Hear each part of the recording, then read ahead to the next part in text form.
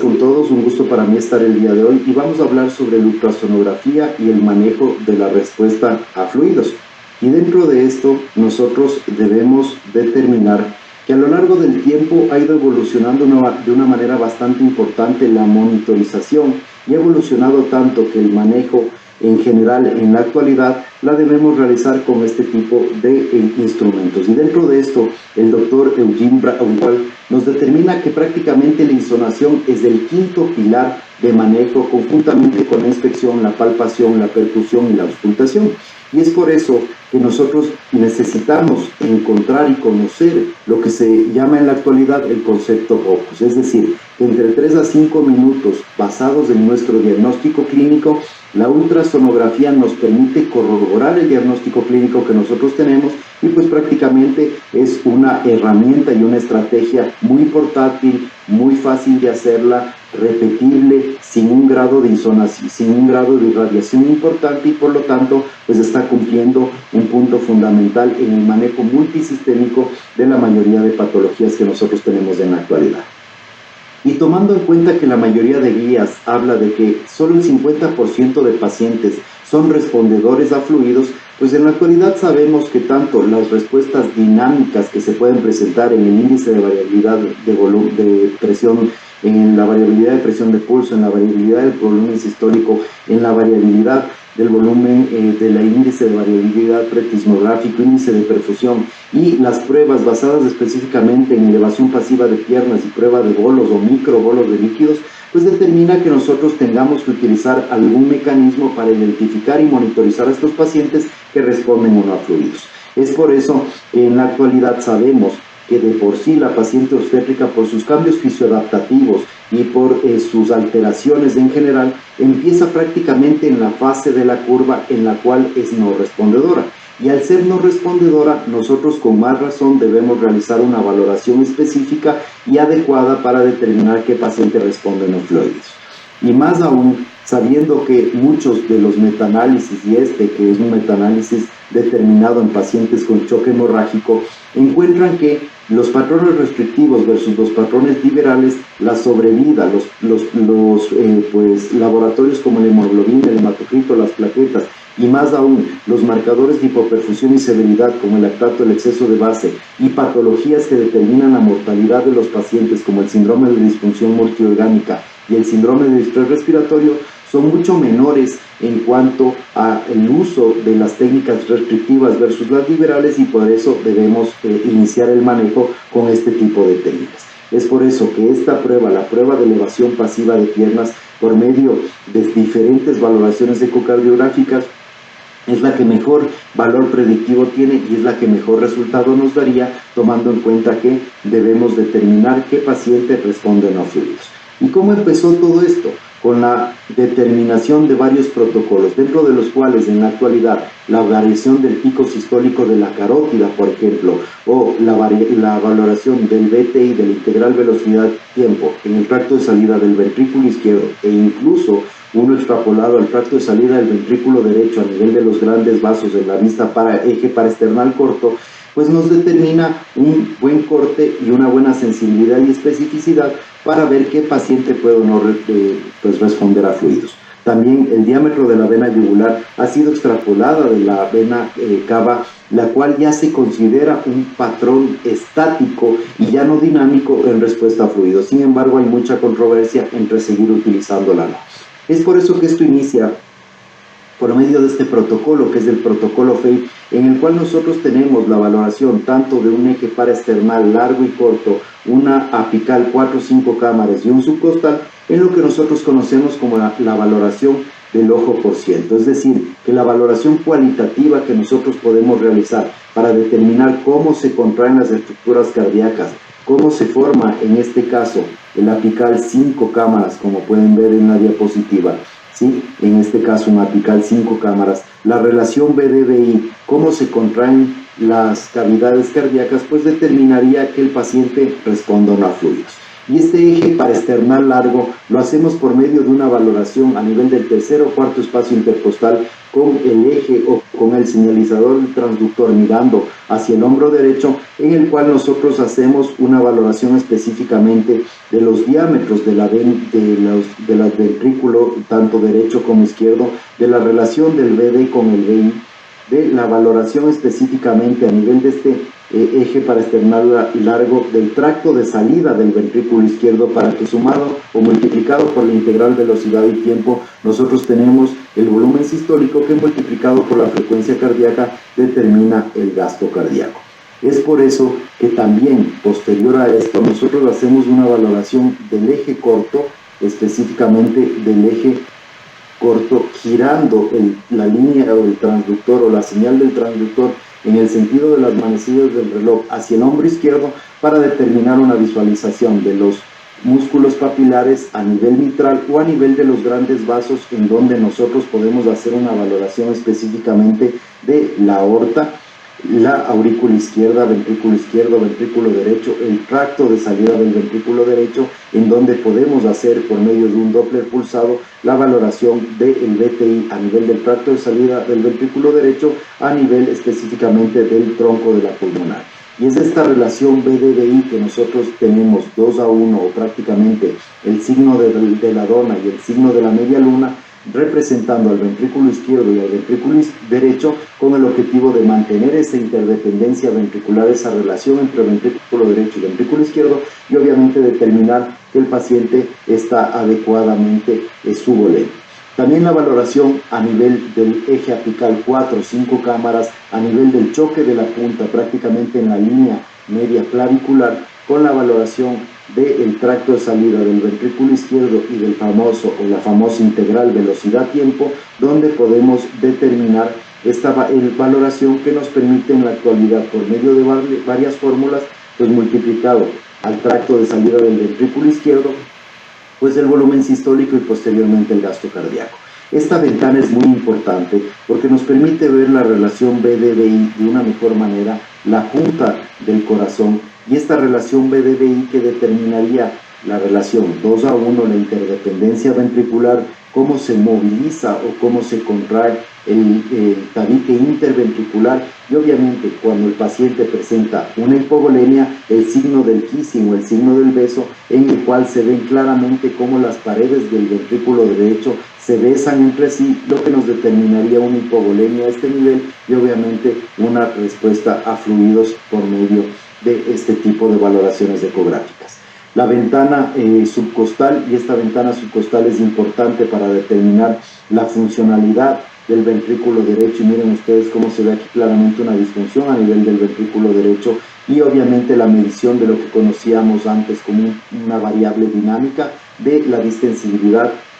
y la colapsabilidad de la vena cava. Y es esta variabilidad y colapsabilidad de la vena cava medida por medio de un parámetro o una visualización en 2 dimensiones, o por medio de una visualización en un modo M, basados en el diámetro máximo menos el diámetro mínimo, que por medio de varias fórmulas determinaríamos que el paciente responde o no a fluidos. Como podemos ver aquí, uno de los puntos más importantes en la visualización de este protocolo FEI es, en primer lugar, el diámetro del tracto de salida del ventrículo izquierdo, conjuntamente con la integral velocidad-tiempo, que nos permite, por medio de esta fórmula, que es una constante, el 0.785 por el diámetro cuadrado del tracto de salida del ventrículo izquierdo, multiplicado por la integral velocidad y tiempo, que nos determina una valoración específicamente del volumen sistólico. Sin embargo, como es muy difícil recordar estas fórmulas, pues nosotros en la actualidad tenemos esta fórmula, pues si podemos decirlo, simplificada, en el cual muchas guías hablan de que la valoración del tracto o del BTI, de la integral velocidad-tiempo, multiplicada por 3.1416, nos determinaría con una aproximación bastante importante el valor del volumen sistólico, que multiplicado por la frecuencia cardíaca, pues obviamente resultaría el gasto cardíaco. Y muchas guías hablan en la actualidad que, basados en estas 2 medidas, nosotros podemos determinar que el paciente presenta o no una alteración específicamente a nivel de su volemia, y obviamente basado tanto en el diámetro como en el integral velocidad-tiempo, determinar qué tipo de estrategia vamos a utilizar, si en este caso es líquidos, pues vasopresores o sustancias inotrópicas. Uno de los primeros protocolos que se utilizó ya desde hace varios años para determinar si los pacientes responden o no a fluidos es el protocolo de la vena cava, basados específicamente en su diámetro y en su colapsabilidad o su distensibilidad. Y se sumó mucho la determinación del protocolo pulmonar con la valoración de las líneas A o la valoración de las líneas B para restringir el flujo de líquidos o para considerar el flujo de líquidos utilizando otro tipo de pruebas como la elevación pasiva de piernas. Sin embargo, en la actualidad muchas guías hablan de que esta distensibilidad y colapsabilidad basados en variaciones que van desde el 12 hasta el 18%, dependiendo de las guías que ustedes lean, en cuanto a la distensibilidad y hasta más del 40% en cuanto a la colapsabilidad, nos pues guiaba a una probable tanto sobrecarga de líquidos o una probable hipovolemia. Sin embargo, todas las guías hablan de sus problemas específicamente en cuanto a operador dependiente, tomando en cuenta que hay una angulación que puede determinar una alteración y un sesgo por la esfericidad o el error de esfericidad que se llama en la vena cava, y pues obviamente muchos autores determinan que en la actualidad no se debería tomar en cuenta como parte de un patrón dinámico de respuesta a fluidos. Sin embargo, esto ha sido extrapolado a otro tipo de técnicas, como vamos a ver posteriormente, como es la vena yugular. Pero la visualización cualitativa y específicamente esta imagen es totalmente clara, en el cual nosotros podemos ver una variación en las fases respirofásicas, en la cual podemos ver un diámetro máximo y un diámetro mínimo y una fluctuación importante de la vena cava en un paciente que está en un estado de respondedor a fluidos, tal vez en un estado de hipovolemia determinado específicamente por la clínica, mientras que ustedes, si ven esta visualización en insonación de la vena cava en donde no hay ninguna sola fluctuación y prácticamente se ve ingurgitada totalmente la vena, pues determinaría que el paciente no es respondedor a fluidos y nos pues tocaría utilizar otro tipo de técnicas, ya sea vasopresores, inotrópicos o el uso de sustancias como por ejemplo transfusiones o protocolos de transfusiones. Es importantísimo este protocolo en la actualidad, que es el protocolo de la variabilidad de la vena yugular, el cual consiste prácticamente en la misma valoración e insonación a nivel de la vena cava, con un valor predictivo bastante adecuado, conjuntamente con lo que el grupo mexicano del Dr. Eder Zamarrón habla del protocolo yugular pulmón, con la medición del diámetro máximo y el diámetro mínimo de la misma, con una insonación con la cabecera entre 30 a 45 grados, con un transductor de alta frecuencia, específicamente a nivel del cartílago cricoides. Y es esta variación que nosotros podemos sumarla conjuntamente con la valoración pulmonar, cuando hay un cambio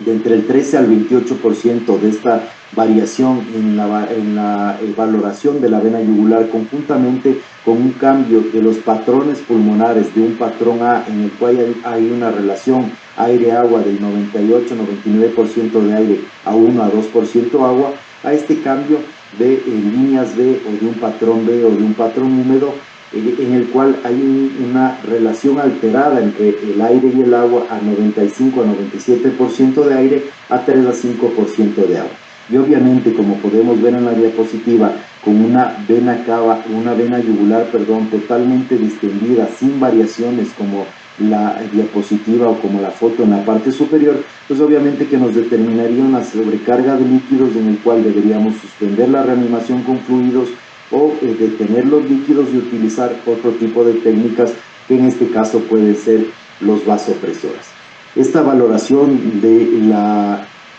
estructura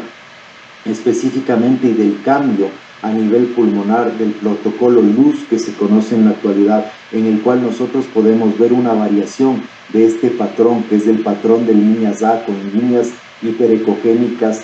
horizontales equidistantes a las pleuras, a un cambio específicamente de este patrón B, en el cual estas líneas B deben tener aproximadamente 5 características. Las primeras, que salgan a nivel de la pleura, que se movilicen conjuntamente con cada ciclo respiratorio, que terminen hacia el final de la insonación que sean 3 o más de estas, y algo muy característico es que borren a las líneas A que nosotros podemos ver en esta foto de la diapositiva, y obviamente esta valoración determinaría un patrón B que, si es que es bilateral, es decir, homogéneo entre los dos pulmones, pues nosotros tendríamos estas líneas que son coalescentes, que son juntas, pues una alta probabilidad de que el paciente ya no responda a fluidos y tenga una sobrecarga importante a nivel pulmonar. Esto, sumado con la valoración de la vena yugular, pues nos determina que nosotros tenemos un patrón de pulmón seco, y este patrón de pulmón seco pues que intercambia hacia este patrón, que es un patrón pulmonar húmedo, en el cual podemos encontrar varias líneas B, como ven en la diapositiva, pues obviamente determinaría el cambio de estrategia a otro tipo de medicamentos, y ya obviamente detener el manejo de fluidos y saber que el paciente es no respondedor a los mismos. Uno de los estudios interesantes del grupo del doctor Eduardo Argaiz determina que el área bajo la curva relacionada entre la vena cava inferior y la vena yugular es bastante adecuada, y pues obviamente es uno de los parámetros que podemos utilizar en varios escenarios de pacientes. Este estudio fue realizado en pacientes con cirrosis hepática. Sin embargo, en respuesta a fluidos, mucha evidencia habla en la actualidad de que podemos utilizar esta estrategia, tomando en cuenta que incluso, por ejemplo, para los anestesiólogos es mucho más fácil hacer una valoración del cuello, tomando en cuenta la dificultad en ciertas cirugías, por ejemplo, toracoabdominales, en las cuales no podemos acceder a la cava, a los ejes que podemos valorar a nivel cardíaco, y pues obviamente esto nos guiaría un poco si es que el paciente puede seguir recibiendo o no fluidos. También la arteria carótida pues ha tomado un papel fundamental en el manejo de la respuesta a fluidos. Y esta, que es el flujo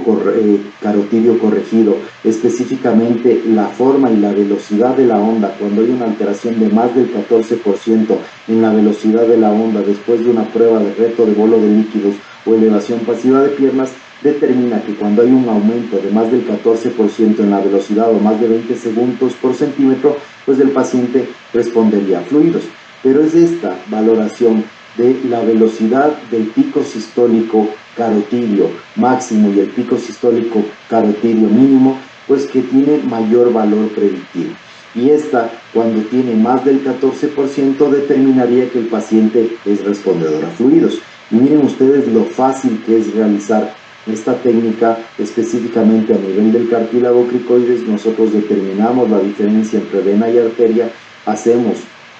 un Doppler pulsado de la arteria carótida y determinamos el pico sistólico máximo y el pico sistólico mínimo. Restamos el pico sistólico máximo del pico sistólico mínimo, lo dividimos para una ecuación que suma el pico sistólico máximo con el pico sistólico mínimo dividido para 2, y toda esta ecuación lo multiplicamos por 100, y si hay una valoración de más del 14%, el paciente responde a fluidos, y por lo tanto pues nosotros tenemos una respuesta adecuada a nivel de esta valoración, que nos permitiría ecográficamente determinar que el paciente puede responder a fluidos, y obviamente que necesitaría una mayor cantidad de los líquidos. Es por eso que esta valoración, no solo cuantitativa, sino cualitativa, miren ustedes cómo con las fases respirofásicas y con la variación respirofásica, nosotros vemos una fluctuación en el modo M a nivel de la yugular, mientras que en el caso pues que el paciente es no respondedor a fluidos, vemos que no hay ninguna variación, y obviamente hay una incurgitación a nivel de la vena yugular. Es por eso que estas valoraciones a nivel del cuello o de los vasos del cuello pues tienen en la actualidad mucha relevancia en varios ámbitos en los cuales no podemos acceder a otro tipo de estructuras. El protocolo VEXUS del grupo del Dr. Denault aparece como una de las primeras valoraciones que nos determina una sobrecarga a nivel de cavidades derechas, y definitivamente no teníamos un protocolo ecográfico o una valoración que nos permitía determinar pues cuán cargado estaban las cavidades derechas, y obviamente antes medíamos la presión venosa central. Sin embargo, en la actualidad sabemos que la presión venosa central es un parámetro estático. Es por eso que basados específicamente en estructuras directas como la vena hepática, como la vena cava, como las venas renales, y por medio indirecto de los sinusoides hepáticos por las venas portales, podemos hacer una valoración de la sobrecarga a nivel derecho. y esto en una serie de pasos, dentro de los cuales el primer paso es una valoración de la vena cava y del diámetro de la vena cava, que si este está por encima de 2 centímetros determina el paso a la siguiente valoración, lo que nos referiría que el paciente tiene una sobrecarga, tomando en cuenta la relación que ha existido a lo largo del tiempo entre esta valoración de la vena cava y las presiones, tanto venosa central como las presiones a nivel de la aurícula derecha. Posterior a eso hacemos una valoración de la vena hepática, y el Doppler de la vena hepática nos determina una onda normal más sistólica que diastólica, es decir, una onda sistólica casi el doble de la diastólica, que cuando comienza a aparecer una alteración específicamente de sobrecarga, pues nosotros tenemos una reversión completa de la onda sistólica con una onda diastólica mucho más grande. Esto nos permitiría pasar a una tercera valoración de la vena porta, la cual tiene un flujo prácticamente continuo con un índice de pulsatividad menor del 30%. Cuando el índice de pulsatividad de la vena porta es mayor del 30% y específicamente cuando esta pulsatividad es mayor del 50%, nosotros tenemos una onda bifásica que determinaría que el paciente está sobrecargado de líquidos. Y posterior a eso hacemos una valoración de las venas renales.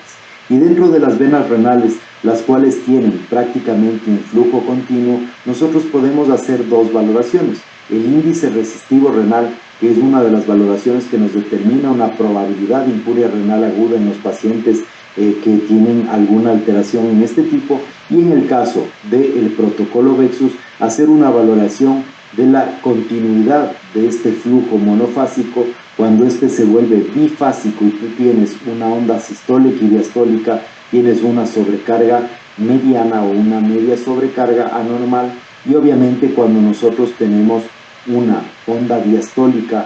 monofásica, nosotros tenemos una sobrecarga bastante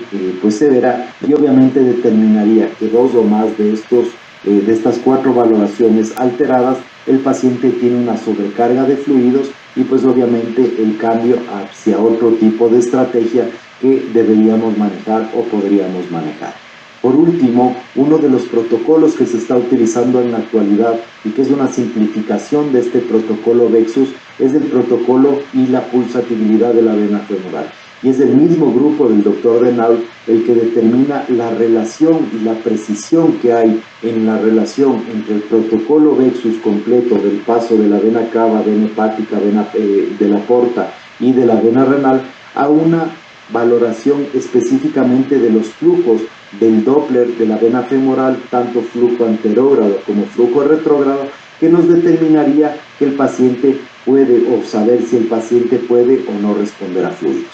Y dentro de esto, esta valoración determina específicamente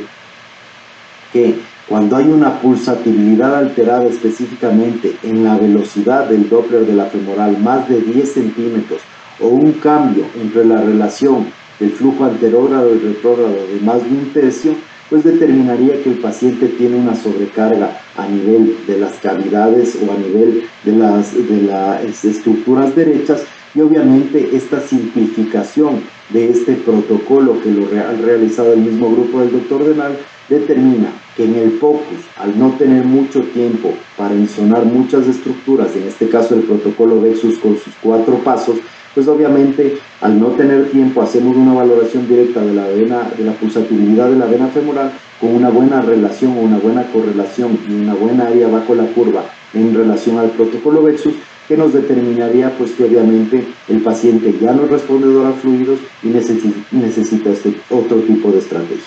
Como pueden ver, a lo largo del tiempo se han desarrollado varios protocolos que nos determinan saber si el paciente puede o no responder a fluidos, y la valoración desde la parte cardiovascular con sus 4 ventanas hacia otro tipo de estructuras como los vasos del cuello o como una valoración secuencial, específicamente el protocolo VEXUS basado en la vena cava, la hepática, la porta y la renal, o una valoración simplificada tanto de